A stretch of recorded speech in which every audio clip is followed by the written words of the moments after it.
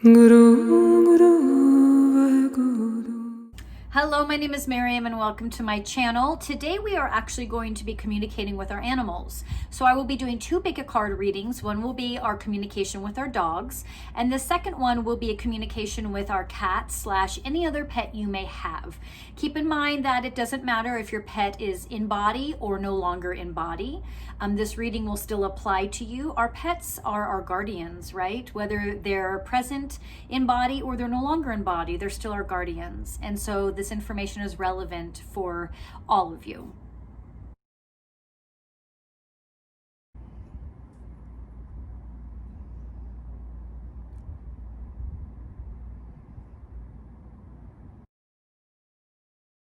Card one.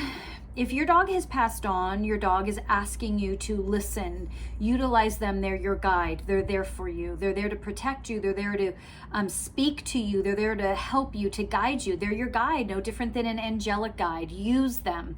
If your dog is still in body, this card is asking you to become more aware of your higher self and your higher angels and your higher consciousness. Become more aware of the world beyond the physical body, that it isn't just what we have here. There's so much more out there. Dogs in particular, just like all animals, are very connected to the spirit realm. They're very close to the spirit realm, and we need to learn from them. Learn how to communicate, learn how to listen. If your dog has passed on, again, this is your dog saying, I am your guide. Listen, I am here. Talk to me. How can I help you? Card two, your dog is the keeper of emotions, the guardian of emotions. They are there to help you manage them. They're there to tell you, get better at managing your emotions. Either you are letting them fly out of control and you're letting them like dictate your life, or you're not expressing them enough. But whichever spectrum you're on, your dog is asking you and here to teach you how to better manage your emotions. That's why they're here. And they want you to be able to express yourself freely, express how you're feeling, and then move through it, then let it go, then move on. That's what your dog is here to teach you and here to guide you through. Card three, your dog is here to teach you about being grounded. Seeing the joy in life of being able to sit back and appreciate all that you have, all that you have built, how far you've come, and not so concerned with next steps, but more just grounded and present.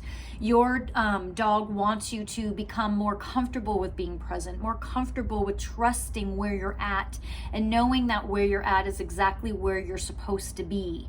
So for card three, use your dog as a guide to help find presence and grounding, and to appreciate where you're at in the moment, even if where you're at in this moment is not comfortable.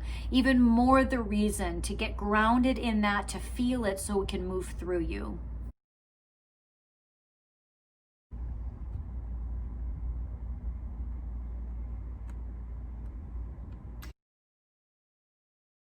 Card one, your cat wants you to know that you shouldn't be ruled by fear.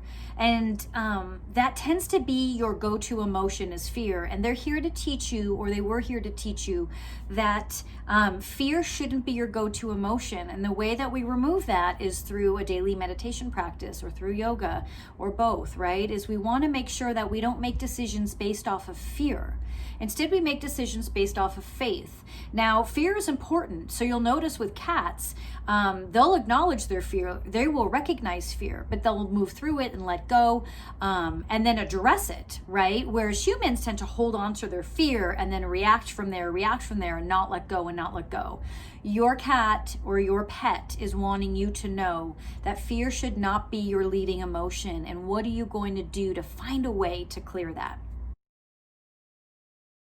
Card 2, your cat wants you to know that your emotions are overflowing, that you are feeling like you can never be satisfied. There's never enough for you.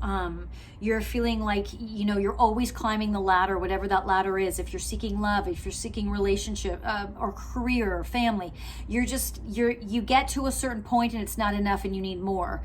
Your cat is here or was here to help find more of a grounded space for you so that your emotions aren't overflowing, and that your need and wants aren't what's directing your life. Instead, you're going to a more soulful space. So for cats, it's more instinctual. What does their instincts tell them that what they need or what they want?